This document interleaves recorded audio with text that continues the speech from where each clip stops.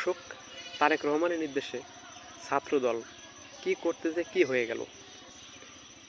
Tarique Zia BNP ছাত্রদল আগামী নির্বাচনে পরাজয় বুঝে ইসির সামনে আজকে ছাত্রদলের বিক্ষোভ। এটা করা উচিত?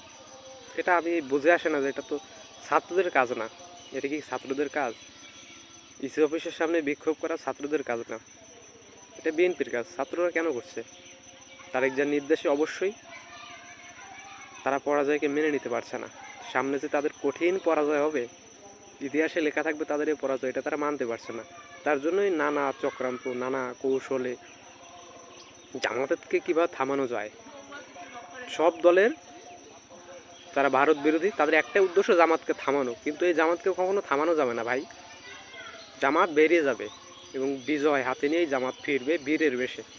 জামাত ইসলাম কায়েম করবে।